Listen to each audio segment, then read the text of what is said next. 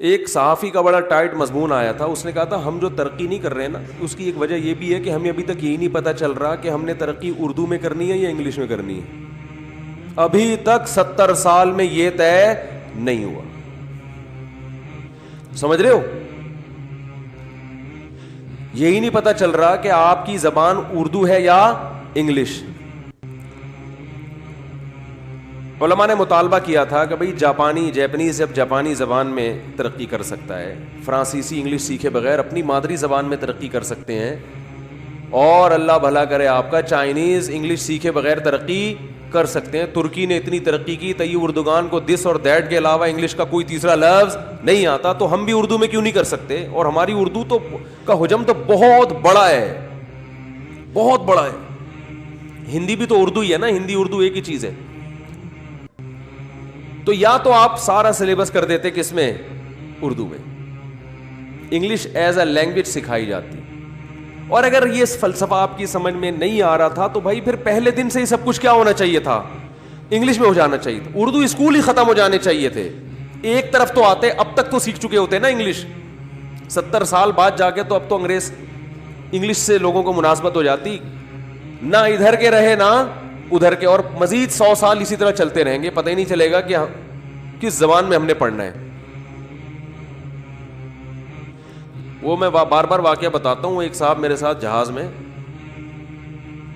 تو میں نے اردو اخبار منگوایا ان کے لیے. میں نے کہا یہ انگلش اردو پڑھیں, ان کو اردو نہیں آتی تھی. میں نے کہا چلیں یہ انگلش آپ پڑھ لے. کہہ رہے انگلش بھی نہیں پڑھ سکتا. شکل سے پڑھے لکھے لگ رہے تھے. میں نے کہا یہ انگلش اخبار پڑھ لیں آپ. کہہ رہے ہیں یہ بھی نہیں. میں نے کہا کیوں؟ کہہ رہے انگلش اسکولوں میں پڑھا ہوں. تو میں نے کہا تو پھر آپ کو تو زیادہ پڑھنا چاہیے. کہہ رہے ہیں وہ اسکولوں کی پڑھائی کا آپ کو پتہ ہے, چونکہ شروع سے سب کچھ انگلش میں تھا تو اتنا مشکل تھا. تو انگلش تو اس لیے نہیں آئی, اردو اس لیے نہیں آئی کہ اردو اسکولوں میں ہی نہیں پڑھا ہم نے. تو بالکل فارغ ہو کر یہ پوری قوم من حیث القوم, اگر میں قسم اٹھا کے بولوں نا کہ یہ حالت ہے تو میں جھوٹ نہیں بولوں. میں قسم میں جھوٹا نہیں ہوں گا. چند ایک لوگوں کو ہم دیکھ رہے ہیں وہ فرفن انگلش بول رہے ہیں, وہ چند ایک ہیں. من حیث القوم بیڑا غرق ہو گیا ہے. اٹھا کے دیکھو, یہاں دیکھ لو کتنے لوگ بیٹھے ہوئے ہیں نہ انگلش کے رہے نہ اردو کے رہے. اردو میں کسی کے سامنے صحیح اردو بولو اس کو سمجھ میں ہی نہیں آ رہا ہوتا, اور انگلش تو ویسے ہی نہیں آ رہی. انگلش اخبار دیکھ لو کتنے نکلتے ہیں ہمارے ملک میں. اردو کے مقابلے میں بہت تھوڑا ریشو ہے ان کا, اور ان میں بھی بہت سے لوگ اس لیے گھر میں منگوائے ہوئے شو بازی کے لیے, سمجھ میں ان کے بھی نہیں آ رہا. ڈان اخبار آتا ہے, لوگ آئیں گے پڑھے لکھے لوگ ہیں.